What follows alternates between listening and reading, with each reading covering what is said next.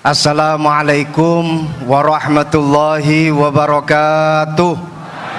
Langkung semangat malih, kula dongakno sing jawab salami semangat, utang-utangi ke sahur kabeh.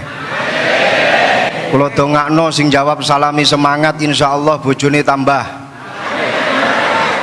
istiqomah, maksud kula tambah sakinah, tambah mawaddah, tambah rahmah, tambah omah, tambah sawah, tambah mamah.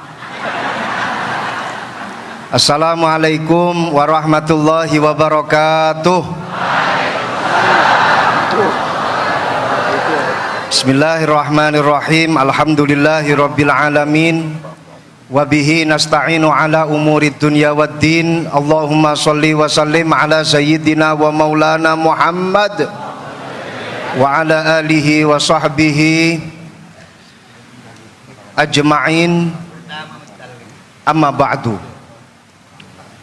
Para kiai ingkang kawula mulyakaken, Mbah Kiai Agus Ali Masyhuri, Mbah Kiai Azim, Mbah Kiai Soleh Hayat, sedaya para kiai ingkang kawula mulyakaken, para gawagis Gus Baha, Gus Alam, Gus Kausar, Gus Fahim, Gus Khalil, sedaya para gawagis nawaning hadirin hadirat ingkang dipun mulyakaken Allah Subhanahu wa taala. Hados awale niku ngeten. Awale niku kemarin itu ketika rapat kita ini oyo-oyoan. Siapa yang jadi pembandingnya Gus Baha? Dan siapa yang jadi moderatornya Gus Baha? Pokoknya tetap pematerinya itu harus dua, satu pembanding, satu pemateri. Ini karena Gus Kausar waktu rapat kemarin nggak ikut, akhirnya saya milih, saya siap jadi moderator. Saya kok mau dibandingkan sama Gus Baha, sorry.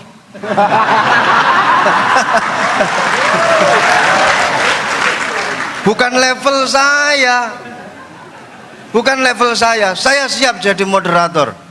Saya kalau dibandingkan sama Gus Baha, itu sama saja kamu membandingkan bainas sama wasumuris sad.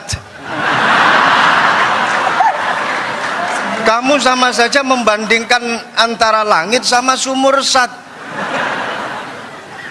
Jadi akhirnya kemarin keputusan rapat, saya berhasil memegang tongkat moderator dan pembandingnya Gus Baha ini adalah Gus Kausar. Dan acara ini aneh, moderatornya ditaruh di tengah, pematerinya yang pertama sudah paring dawuh Gus Kausar. Jadi nanti jenengan kalau ada pertanyaan kepada Gus Kausar monggo. Setelah itu nanti setelah saya nanti Gus Baha.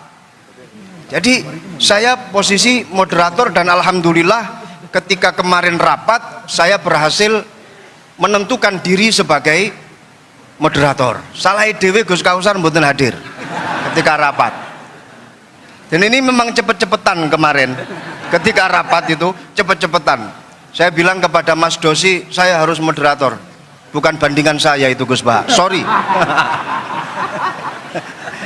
Sehingga saya ini tugasnya untuk menghidupkan acara ini, sedangkan Gus Kausar nanti yang insya Allah akan dihisap oleh Gus Baha.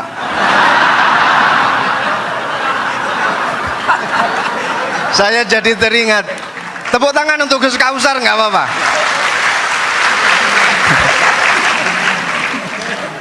Saya jadi teringat di dalam kitab Yaqutun Nafis, Syarah Yaqutun Nafis, itu ada satu cerita yang ditulis oleh Al-Habib Ahmad Umar Asyatiri. Habib Ahmad bin Umar Asyatiri ini diperintah oleh gurunya Al-Habib Abdullah bin Umar Asyatiri. Habib Abdullah Asyatiri romonipun Al-Habib Salim Asyatiri, Al-Habib Hasan Asyatiri. Beliau nulis kitab Yaqutun Nafis. Kitab ini disyarahi oleh putra beliau yang bernama Muhammad bin Ahmad Asyatiri. Di situ beliau menceritakan ada seorang seorang sayyid ini punya dua amat. Suatu ketika dua amat itu diajak tidur bersama. Amat, saya tidak akan menjelaskan amat itu apa dan apa yang dilakukan oleh sayyid dengan kedua amat itu. Tapi yang jelas ini bukan kasus milkul yamin yang ada di Jogja, lain. Ini dua amat betul-betul difungsikan oleh seorang sayyid tadi itu. Ketika dua amat itu sudah tidur di samping kanan kiri si sayyid, amat yang sebelah kanan itu berusaha menghidupkan apa yang sebelumnya itu masih tidur. Apa yang dihidupkan nggak disebut? Nggak usah saya sebut. Setelah yang mati sebelumnya itu hidup, amat yang satunya yang sebelah kiri itu langsung naik ke atas dan menikmati yang sudah hidup tadi itu. Akhirnya kedua amat itu berdebat. Kamu kurang ajar, kok sudah bisa memakai padahal saya yang menghidupkan. Di dalam bab Ihyaul Mawat, barang siapa yang menghidupkan bumi yang masih mati, maka dia berhak untuk SHM. Berhak untuk punya surat hak milik itu. Amat yang kedua bilang nggak bisa. Di dalam babus soed, kalau kita sedang berburu, siapapun yang berburu, tapi kalau dia yang mengenai sasarannya, maka dia yang menikmati. Nah, ini kedua amat berdebat. Yang satu dengan hujah Ihyaul Mawat, yang satu dengan hujah babus soed. Dua-duanya kemudian eker-ekeran, dan alhamdulillah si sayyid paham dengan bahasa fikih, paham dengan pembahasan fikih. Alhamdulillah kedua amat tersebut kemudian dibebaskan, dimerdekakan oleh si sayyid. Nasib saya dengan Gus Kausar sama. Saya yang Ihyaul Mawat, beliau yang soed. Saya yang menghidupkan, beliau nanti yang menikmati Gus Baha.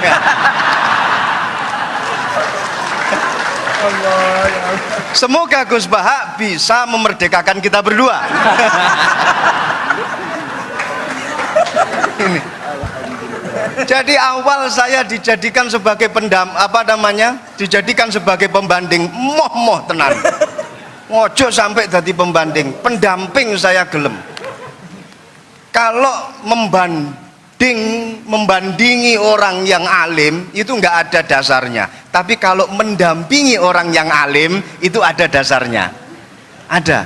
Jadi kayak Gus Kausar ini nanti hisabnya lebih berat bila dibandingkan dengan saya, karena beliau memposisikan diri sebagai pembanding, saya pendamping. Kalau pendamping berarti dapat ganjaran karena mendampingi Gus Baha. Jelas mujalasah ma'al ulama ini jelas, ayu julasauna khair ya Rasulullah, jalsah yang bagaimana yang bagus ya Rasulullah? Dijawab yang pertama, jalsah yang bagus man dzakarakumullah ru'yatuhu. Kamu kalau melihat orang itu terus ingat kepada Allah, kamu berarti dalam jalsah yang bagus. Lah panjenengan lihat Gus Baha kan langsung ingat kepada Allah. Minimal kerentek nang jero ati, kok yo enek makhluke Gusti Allah kaya kene iki.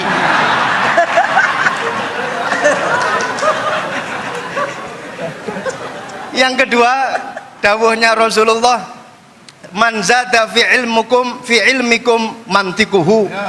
Dadi lek ngrungokno omongane Gus Baha mesti tambah ilmune. Apa maneh Gus Baha itu kalau ngomong itu mesti diwolak-walik.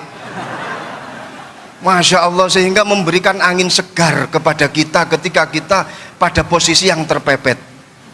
Beliau itu saya ingat ketika beliau dawuh masalah medsos, yang Gus Ghafur itu bilang kita jangan sampai menjadi objek korban medsos. Gus Baha malah berpikir sebaliknya. Kata siapa kita menjadi victim dari medsos? Kita ini yang punya peranan untuk mengatur medsos. Jadi sebenarnya kita ini subjek, bukan objek. Nah, ini pemikiran Gus Baha selalu dibolak-balik seperti itu. Sampai-sampai bojo sing sering diseneni karo bojo wedok dibela sama Gus Baha. Ada itu di dalam YouTube-nya. Iya itu. Jadi laki-laki yang sering dimarahi oleh istri sebaiknya diam, nikmati saja, minimal pakai gili kuping itu sudah selesai semuanya. Itu dibela sama Gus Baha. Dan ini memang pengalaman pribadi Gus Baha.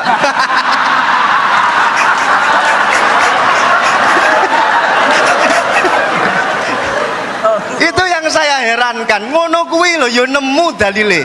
Inna aksara ahlil jannah al bulhu, ngono ya digawe. Sesungguhnya penduduk terbanyak di surga itu wong-wong goblok gitu. Ya Allah, sampai wong goblok kayak dibela nih karo Gus Baha. Jadi memberikan angin segar kepada kita-kita yang bodoh. Kelak nanti di akhirat kita akan reunian di surganya Allah. Amin, amin. Jadi ini saya melihat beliau ini sudah ahlul hikmah, tapi bukan hikmah masalah perdukunan, bukan. Ahlul hikmah sudah apa namanya at-takamul fil fahmi al-aqiq wal ma'rifah wal khibrah. Jadi antara pemahaman beliau dengan ma'rifat beliau, muga-muga jadi wali, minimal wali murid, dan juga khibrah pengalaman beliau ini sudah tampak semuanya.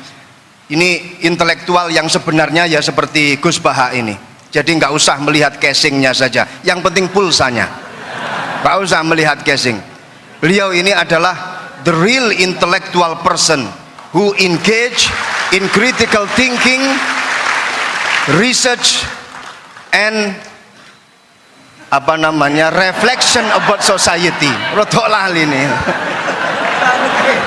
Gus ini Gus Baha ngene niki. Jadi duwe pemikiran kritis, terus matur ngoten duwe pengalaman, sampai pengalaman karo bojo ya sak pirang-pirang. Diseneni bojo ya tetep meneng wae. Muga-muga dikancani karo singa loro kaya dene Imam Ahmad Al-Badawi. Beliau ini kemana-mana selalu bawa pengawal. Yang mutu-mutu ini bawa pengawal.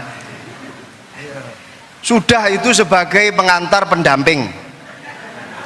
Sekarang kita masuk pada materi inti. Monggo Gus Baha, jenengan mau ngomong apa saja monggo.